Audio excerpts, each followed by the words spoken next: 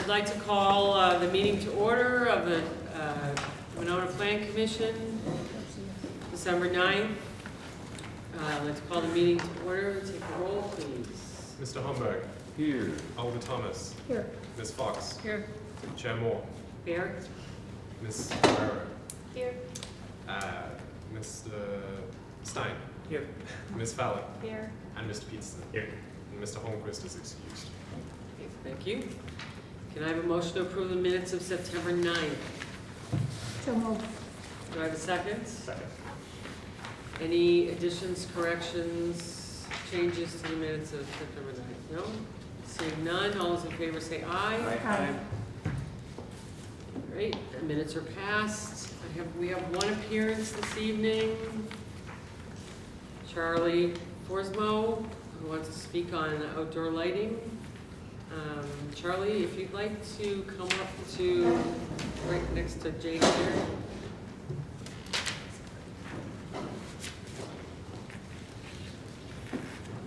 Good evening. Thank you for taking time to listen. I've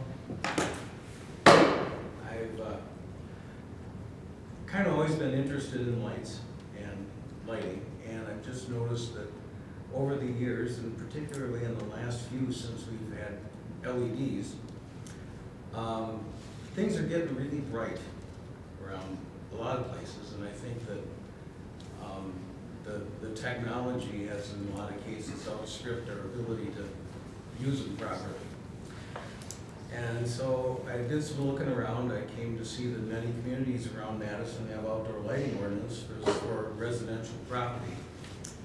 And just thought I would touch base. I sent an email or talked to Doug Wood, who passed me on to Nancy, and I sent her some information on it. If you drive around Winona, you just see a lot of places where there's a lot of light and a lot of light shining in people's eyes. And the true need is to light the ground or light the area that you're going to walk in or move in, and not shine it in people's faces. And I just thought maybe the city could consider taking a look at an ordinance that would kind of bring some of these glaring bright lights into compliance with an ordinance. Those of us that are a little bit older who have had the misfortune of having cataracts, when you suddenly get these big glowing blobs around lights, it's really hard to see when you have a light shining right in your face. So those of us that have had that problem and had it removed can understand what it would be like for people that have cataracts or have eye conditions that have a bright shining light in their face, particularly when driving. I don't know whether it's proper to mention an individual place that I see as a problem, but the unshielded bollards that are in front of the Catholic school are very hard to see when you're driving past them, are very hard to see the road or what could be in front of those lights. And I think it's particularly interesting that that's a place where there would be kids running out, or, you know, potentially later in the afternoon when it's darker and you have that glare in your face when you're driving. So that's one that kind of I've come to notice particularly bright. So, whatever you think. Thank you. Great. Thank you.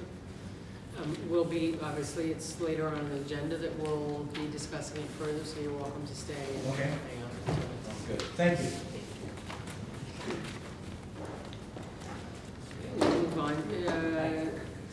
Seeing if there's no one else looking to appear this evening, we'll move on to unfinished business, which is none, and then new business, 6A, public hearing on sign permit request by the City of Winona for one new monument sign at 6320 Inland Way, case number S0412019. Jake. Hi, thank you. It's been quite some time since I've been with the Planning Commission, so nice to see so many new faces and some ones that have been here for a long time as well. So I'm Jake Anderson, Parks and Recreation Director. In your packets, we have an application for our city park sign at our new Grand Crossing Park, located at 6320 Inland Way. In your packet, you should have the location of the proposed sign, the schematic design of it that would identically match all of our newer park signs that you would see around town. And we would plan to have the sign be cohesive with what we have to signify that's the city of Monona Park. And then we would also have as a condition, I think, of the permit, we would like to have it illuminated as well. So a spotlight that would show up the sign. I'm assuming everyone's familiar with the new park. Yes.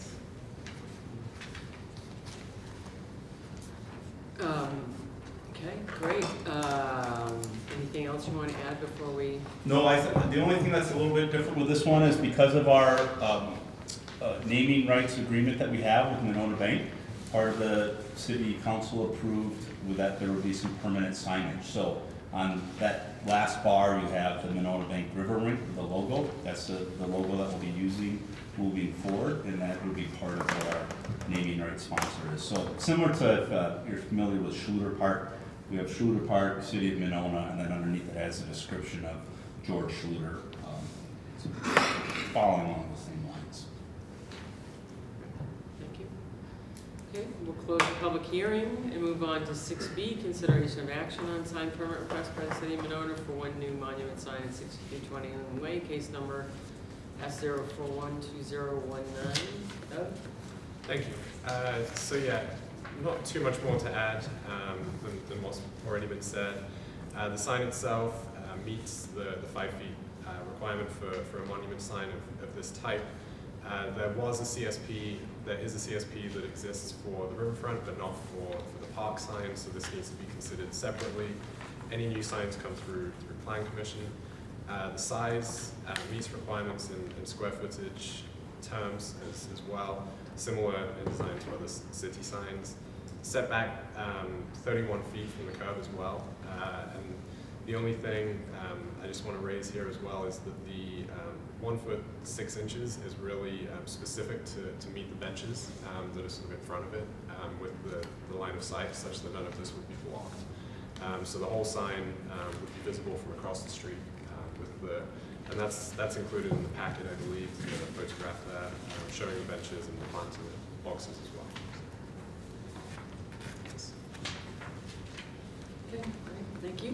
Questions? We'll start over on this side, I think, Josh? Great. Looks good. Looks good. It's good to me. Very nice. Chris? Looks good. Move approval. I just actually have one question as it relates, I know the 1.6 is to accommodate the box in front, but with the box, and I mean, it's hard to tell since there's not much shrubbery there now, but with the box and the shrubbery, is it going to be blocked? We'll be modifying that planter box to have some lower level plantings in that particular planter box. So I believe there are some perennial shrubs. We'll move those to another area of one of the planter boxes so we're not obstructing the sight lines of the sign. Great, we have a move for approval. Move approval. We have a second? Second. Okay, all those in favor say aye. Aye. Motion carries. Thank you. Thank you.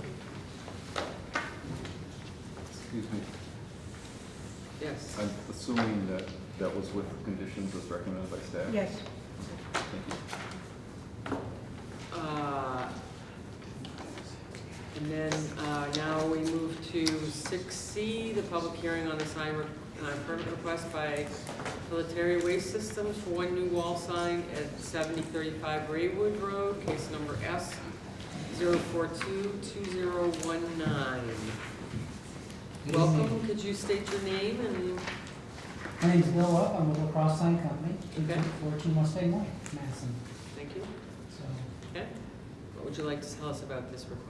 we're just seeking permanent approval for the Planetary Waste Systems signage for the building. Anything else you'd like to share about it before we close the public hearing portion?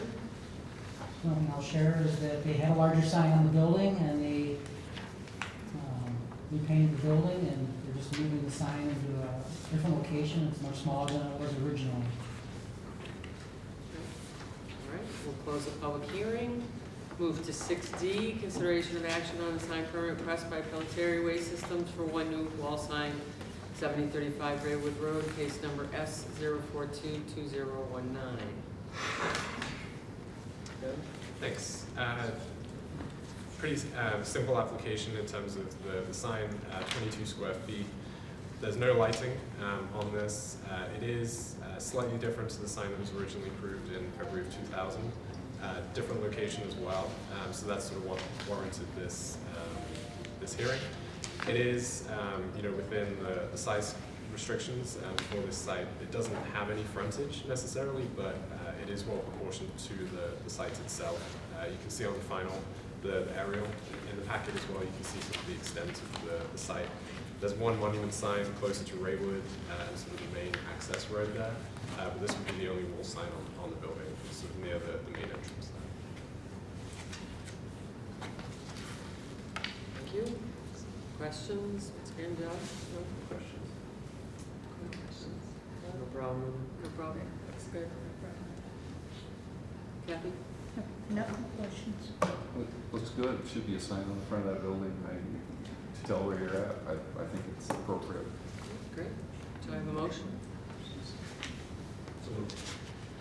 I have a motion. Do I have a second? Second. Great. All those in favor say aye. Aye. Thank you. Thank you. We're going to move on to number 6E, discussion of potential additions to the city ordinance regarding exterior lighting.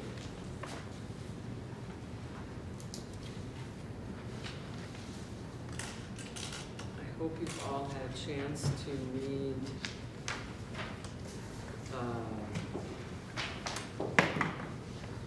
the staff's overview. You want to go ahead?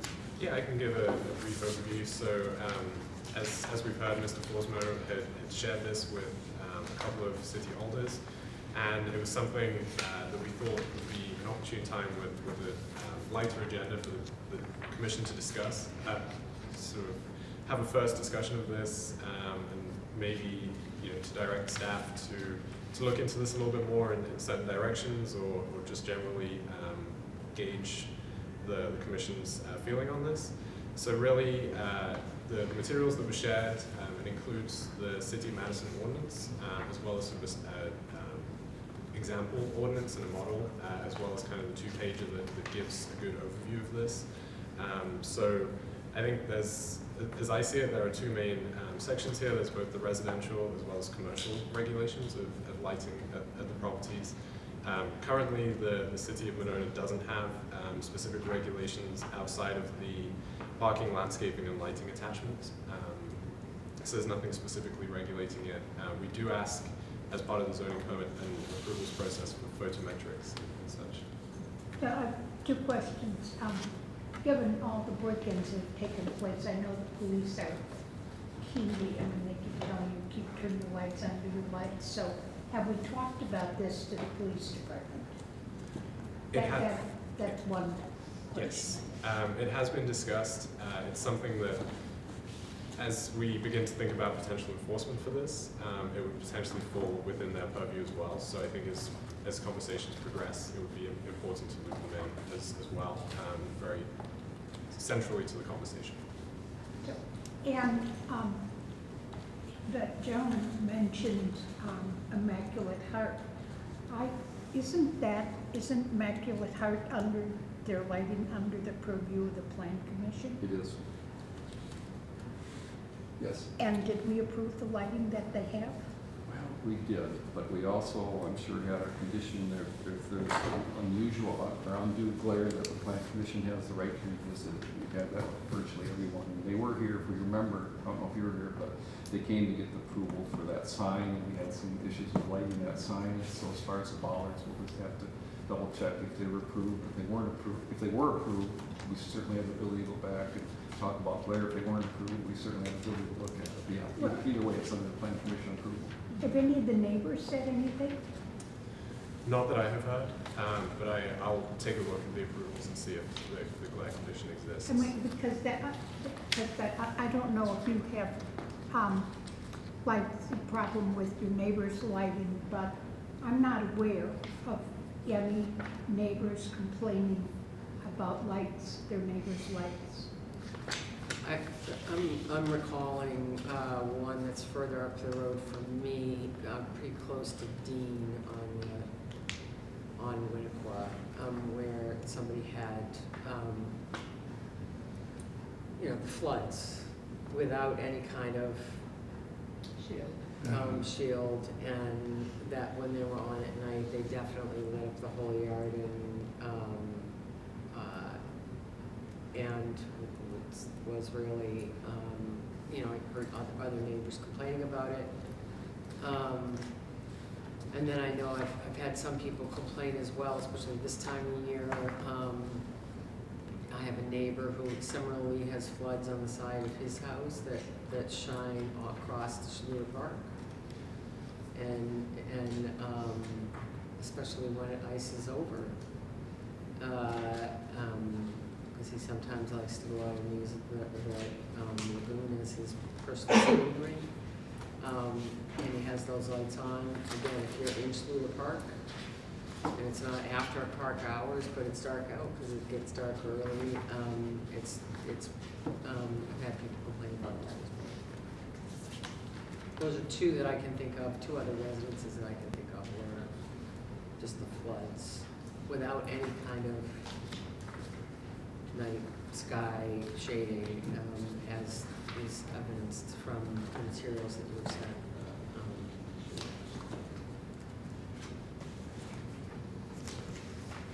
So I'm hoping that other people have had a chance to read materials, think about it. Maybe other people have some examples in town that you think might be problematic, but beyond that, I'm just wondering what you think about such an ordinance. It's just open discussion. Chris? Okay. We found out about this, I think it was Kendall last week, and so I've been looking at everything I can since then. I've talked to some people. I can't say I've talked to a lot of people because it's hard to talk to enough. One person that I thought would be a staunch property rights advocate and say, no way, said, well, I got a neighbor that has this really bright bulb. And with the advent of LED lighting, you can put some really, really bright things up. It's probably the one you're talking about in Schluter. So it's like a beacon when you put it up. So, okay, I didn't expect that. So I looked a little more. Now, I've read through both of these, the Madison ordinance as well as the model lighting ordinance. I think Madison, it wouldn't do any good to adopt this. It's very outdated. A lot of the lighting that's talked about in here, we're replacing our facilities with LED lighting. Right. It doesn't even talk about LED lighting. Right. Yeah. Another thing, I did a little research, and I'm sure most of you know, but the lighting levels they're talking about is all in foot candles. And if you're not aware, a foot candle is a candle held 1 foot, for example, above the pavement. How much lights the pavement? One candle. That's a 1 foot candle. It's usually a foot candle per square foot is how most of it goes. So, we can read all this stuff, but you got to go out. We have to go out, and even I think we have some light meters, and go out and check and see what it really looks like when you're talking about appropriate lighting levels. Sure. Some of this talks about less than a half of a foot candle of light spill, where I think right now our ordinance calls for around 3 foot candle maximum light spill. And in some of these ordinances, they call for a maximum of 2.5 foot candles of light, where our ordinance right now is we can't spill more than that past the property line. So there's a big divergence between a lot of this. Yeah. And I think it depends on what you're lighting, where you're doing it. I don't think this ordinance is worth adopting because it's Right. outdated, number Right. one. Number two, I did a lot of driving around. I didn't see a lot of problems. Now, I'm going to start with commercial because we do regulate commercial, and we do have more than just what you talked about in commercial. We have the Monona Drive guidelines and we have the Broadway Corridor guidelines, and those both give us the authority to regulate lighting. And that I'm aware of, the last 20 to 30 years, we have regulated lighting. When I was going up and down, I left early from the meeting night, so I could go up and down all our commercial corridors and check all the lighting. And I drove through some city streets. I didn't get by Maplet Hart. wish I would have. Yeah. And I was overall impressed with what we've proved and how well done all the lighting is in most of our commercial areas. One that I looked at, for example, was the high school. It was 20 years ago, I know that. And that was all approved as shielded lighting. Now, when you look at the high school, they now have LED lighting. Did they come back to us? No. But you must have had a program to do that. It's still shielded, well done LED lighting. The biggest breaker of these type of things around is us, Winona. Our street lighting's horrid compared to everything else. If you look at our commercial properties, how they've lit and what we've required of them, and then how we light our city streets, we're the worst offender there is. Right. So you all know me, you know I find that hypocritical, and I find it really hard to say do as I say, not as I do. So what I'm going for is, starting with the commercial, is some of it would be illegal. Right before this happened, we were coming back from the west side, my wife and I pointed out the current. I said, isn't that lit up beautifully? Isn't that a gorgeous building? And she said, yeah, that really is nice. Well, according to these, you wouldn't be able to do it because you have the building lighting which washes up the building up and down, and that would not be compliant with dark sky. It's gorgeous, and most of it's covered by that overhang, but it would not be allowed with either of these ordinances. And they do it. I see Avid has some, that's not on, but I looked at their building, they have some ready to do it. WPS does it. A lot of buildings do it. I think it's a great, really tasteful, calm way to light up a building. So that wouldn't be allowed in any of these. The worst offenders I found for commercial, we should be naming people, but I think we didn't approve. If you go down, I'll back up. Some of the most obtrusive lighting in commercial, for me, comes through the glass. The buildings are really lit up inside, and if you look at the glare, it's coming from behind the glass. And I don't think we're talking about controlling how much lighting you can have in the property. And if you go up and down Broadway, Winona Drive, look at it, a lot of it's coming from inside the building. That's a lot more obtrusive than what they have in their parking lots. I went through Southtown, Pier 37.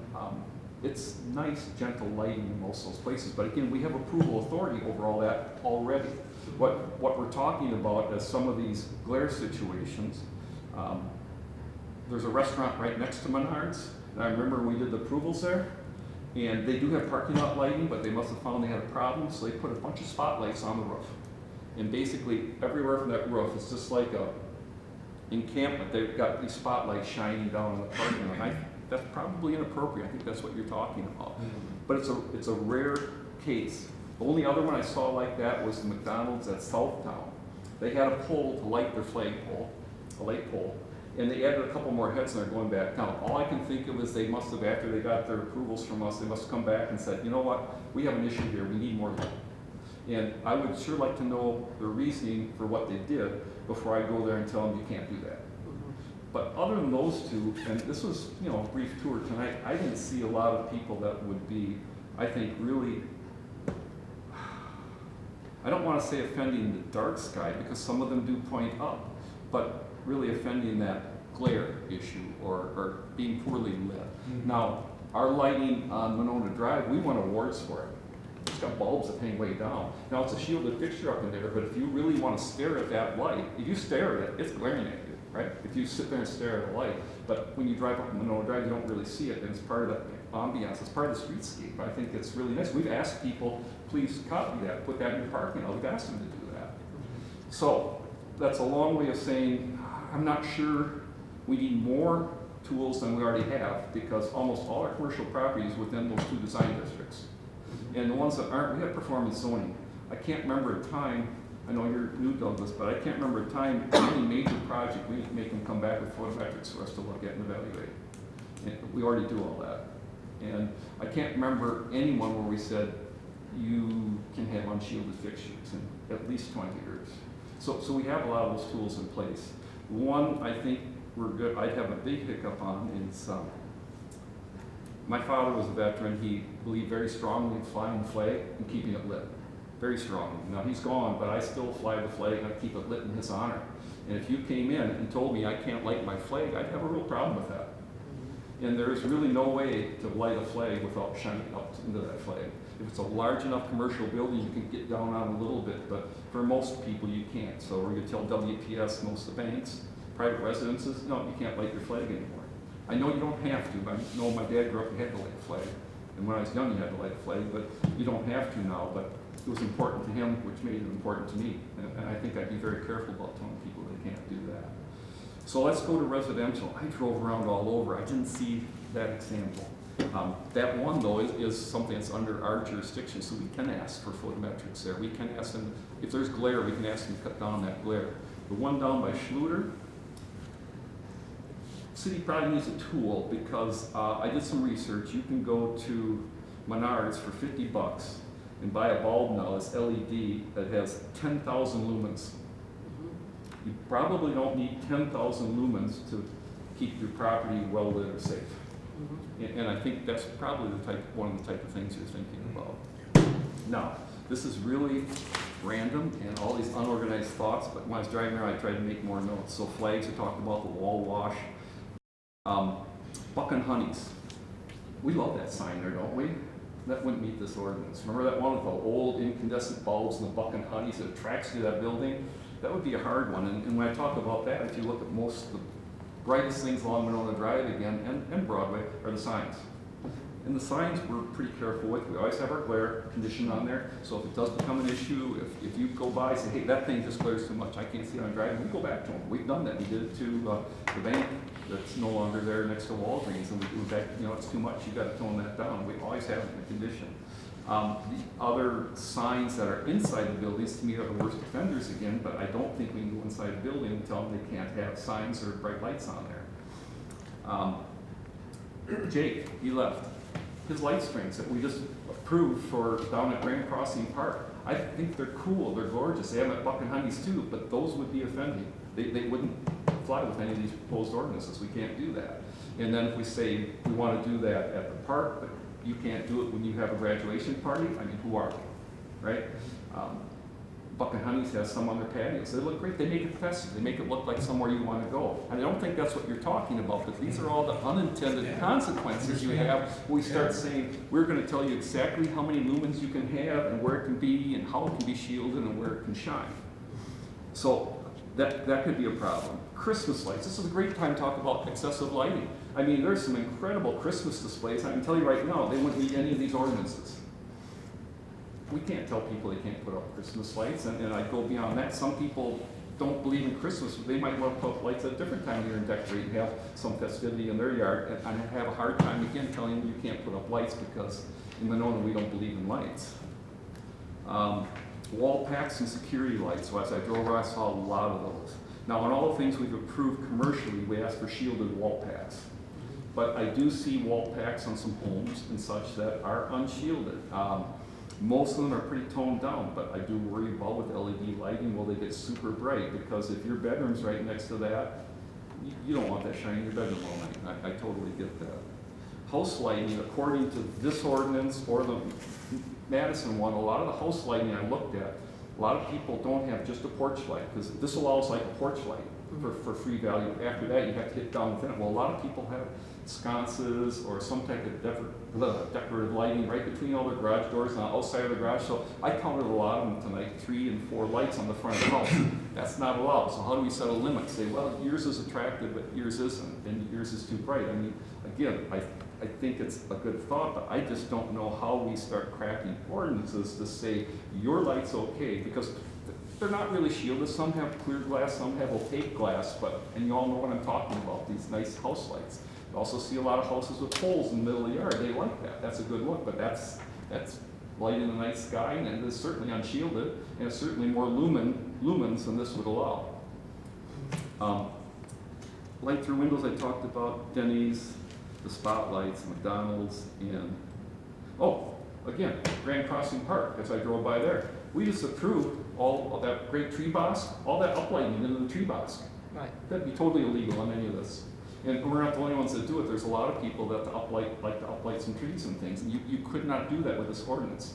And you and I, Nancy, Santa Community, thought that'd be a really nice look for that park. So I'm sounding negative. I'm not negative. I think Monona should look at it, but I'd be very, very hesitant to start adopting some really big ordinances, because I read this. I went through it pretty well. It's very complicated. And I'm good at complicated, but I still don't have my head totally wrapped around it. Right. So I don't see how we would take this and go to a homeowner and say, you have to meet this before you can change the light on the front of your home, or you Right. have to adhere to this. It's very complicated. It's well done, it's well written, but it's complicated. Not only that, we have to have staff that understands this, knows how to uniformly enforce it. So where I'm going is, I think there are a couple offenders, and I would love to see us have something where, I don't know how you word it, but give a little room to say, when you buy that 10,000 lumen bulb and shine it past your property, that's not okay. Right. You know, something like that I totally get. Yeah, we, Right.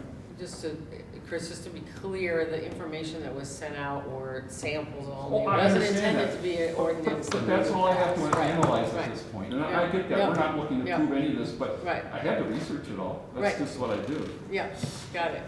Kathy? yeah, you know, the problem is with any ordinance, when you do something well-intended, you're going to have an impact that you're not going to like. I can almost guarantee it happens every time. And what I prefer to do is find out where the sinners are, the offenders, and see what we have now and deal with those. I hate to uproot the whole city and all the lighting stuff. Right. If we have 2 or 3 offenders who are causing problems, and instead of doing a whole new ordinance, maybe there's a simple solution. And I guess if we could identify what the offenders were, like Immaculate Heart, and if there are others, and try and address those. And maybe we have some ordinances that deal with them, and maybe it's just 1 or 2 things, but it's not this complicated thing that someone has to understand, and quite frankly, it will annoy a lot of people because what they've been doing hasn't been troublesome to their neighbors, but all of a sudden, they can't do it. And they don't understand it. So I would find it really helpful if you could help us identify where you think the problem areas are, and if other people have problem areas like your neighbors, and we find out what those specific problems are, and we try and address those things. And if that doesn't work, then we can look deeper in it. I mean, that's my. There. Go on, Scott. I agree, because when I was looking at this, that was my biggest question is, what is the scope of the problem? I mean, is this a big problem? Or is it, I didn't know that you had brought it to the attention. And I've noticed some of the things as well, but it's not everywhere. And in fact, if you go out walking at night, it's kind of dark, actually. I mean, I hear that more often than not. And, one of my questions, I guess, is when we were talking about Lappy sign, whatever those are called, the signs that, and the feather signs, and we did you worked with the business association, and you put out a educational piece about, hey, let's remember we have the sign ordinance, and here are the things that we do allow. And I wonder if there's a way that we could do something like that, where we talk about, we don't have an ordinance, but remember to be respectful of your neighbors, and floodlights of so many, I don't know how we would word it, but I wonder if we could find some of those spots where there's a challenge and maybe try to address it that way, but then also work on more of the educational and partner with the police, because I know people are concerned about the safety, and that might be why they're going to these floodlight type, because that is something in my neighborhood, and I know that is a concern for them, and so I'm thinking they moved in that direction, but it is quite bright. But they just want to secure their home, and they feel that is the way to do it. But maybe if the police has a different, way to help them, or another suggestion, that would be something they would do. Chris? I'm glad you mentioned it. It's something I meant to talk about too. Most people in Winona are really conscientious and want to do the right thing. We have a recycling ordinance, right? We furnish them the recycling container, we tell them how to do it, what to put in there. I'm not aware we've ever gone in and fined somebody for not recycling properly or doing anything. It's been really more education, saying to people, hey, here's what you should be doing, here's what you should be thinking about. And I find most people want to recycle properly, and not because they're going to get fined, but because it's the right thing to do. And I think that's an excellent point. And the other thing I want to bring up, just for, so we have a reference to where we're talking about a 1/2 foot candle and 2.5. Again, for the lighting standards, closet, you generally like to about 5-foot candles, and maybe up to 40 for a general space in the home. And if you have a work area, 70 to 90, and then if you're in an office setting where you have intensive work, visually intensive work, up to 200-foot candles. So just so you know, when we're talking maximum of 2.5-foot candles down to a 1/2, it's not a lot of lighting. And I know in here they talked about eyes adjusting so that you have it darker for people that are walking, but I think the other side is, you gotta remember when you're driving a car, you're through that, there's no lighting, sometimes you have no chance of seeing a pedestrian. So when we tell our businesses that you've gotta tone down your lighting in your parking lot, I'm a little worried about if when we get to the point where we're affecting safety. And again, I'd ask everybody just when they get a chance, drive through the large parking lots that have the most lighting and see if you find it too much. They're virtually all shielded, other than the one I mentioned, but I didn't go to every single business. But it's nice to see them, because it's hard to talk about this without a frame of reference. And I'm not poo-pooing the study that we showed, that you gave us as an example. I think it's great, and there was a lot of good work putting into it, but it's also put together by Dark Sky and some very major lighting companies, which it would be wonderful for them if everybody had to come in and go through this extensive analysis to see what their lighting is and go through some programs and all kinds of things and be able to put some lights up. It doesn't hurt them at all. I'm not being suspicious, but I'm just saying it's maybe a tad self-serving to have to go through all that protocol.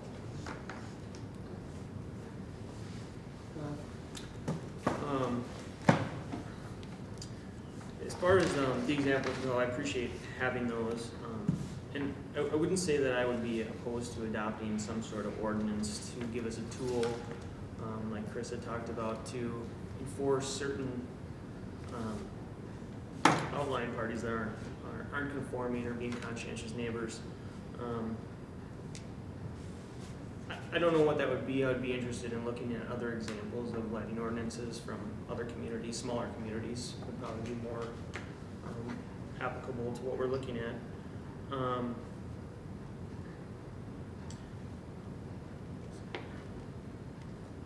See if I have anything to add.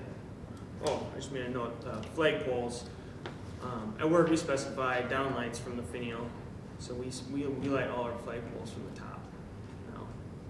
So that's a new thing. I didn't see any on my tour that were from the top. They're newer. They must be, and then you'd have to run electrical up through the pole. Yep.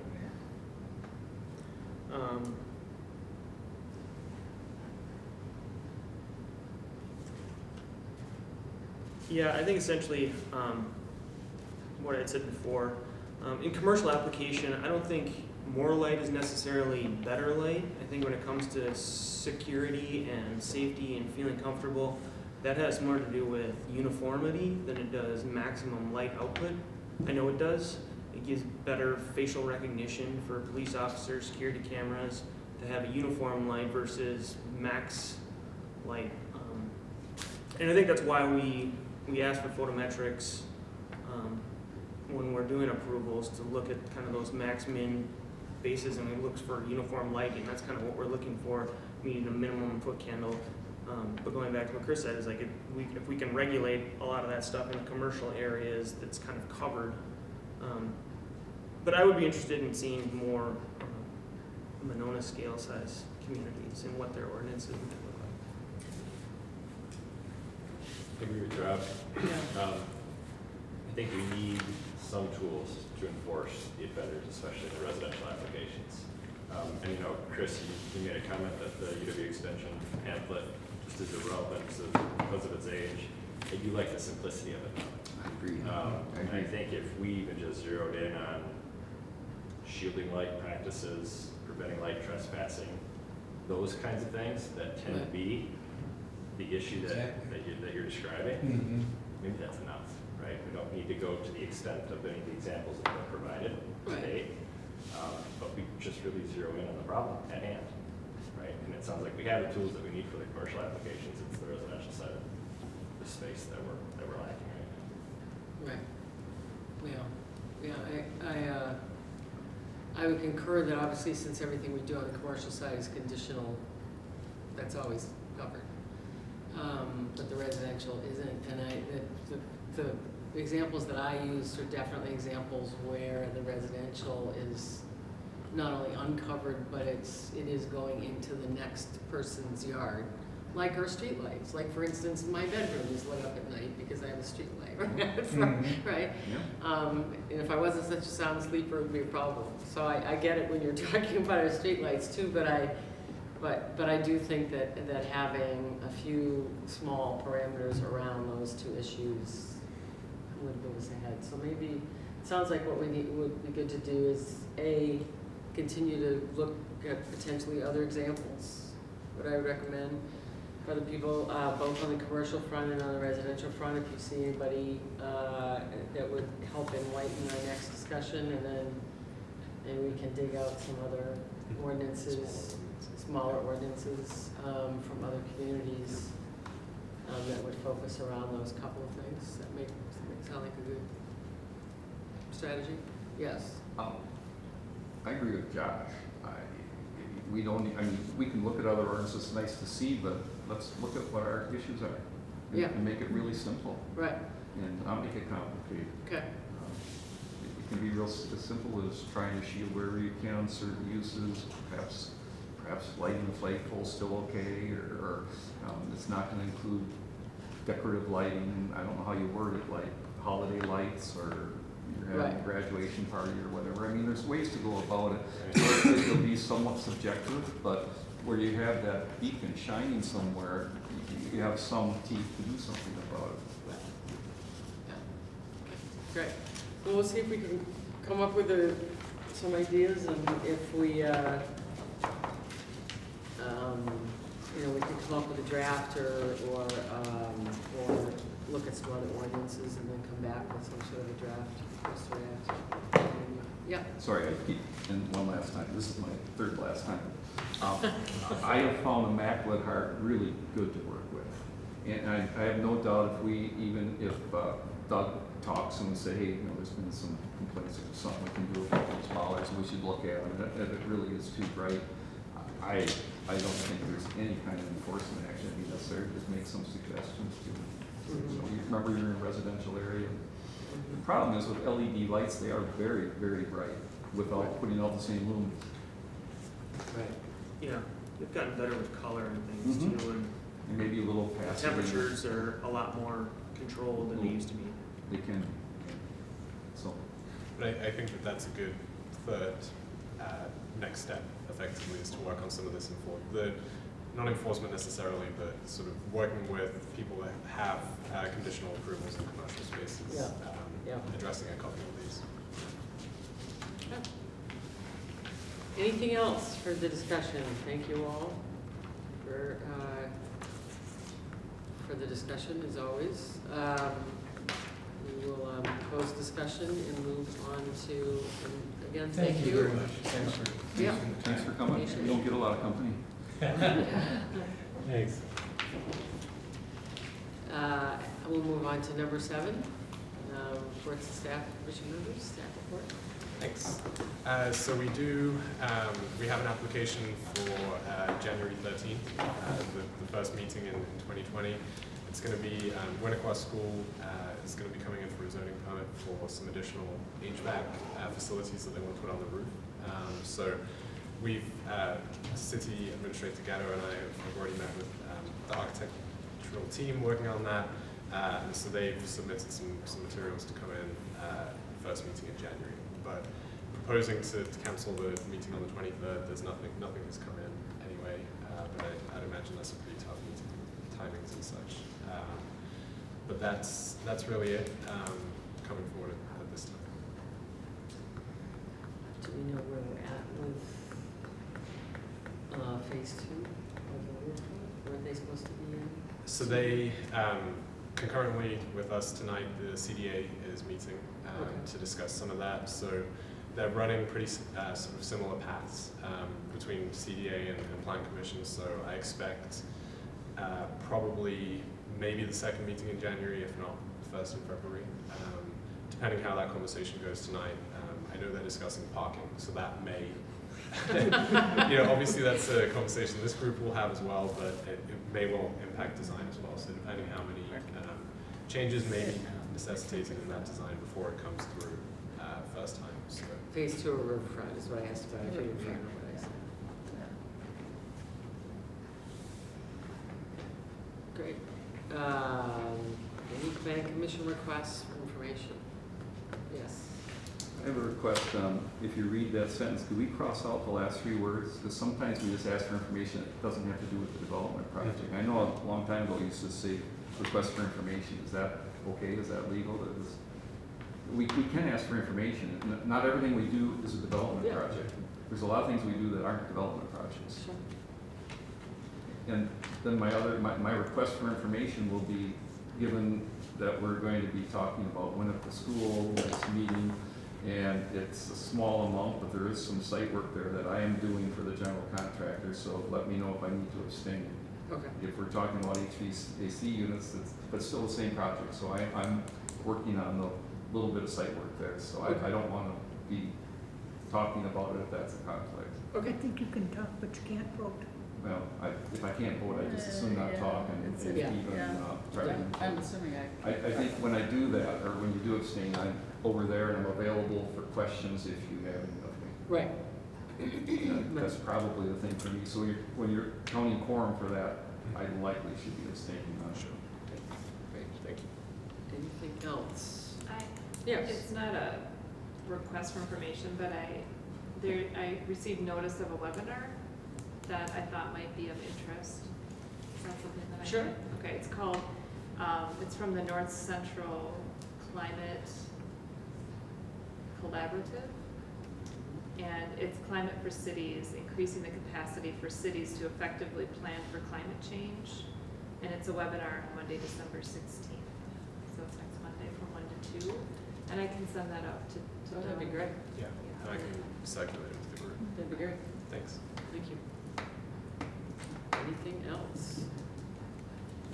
Do I have a motion to adjourn? Move adjourned.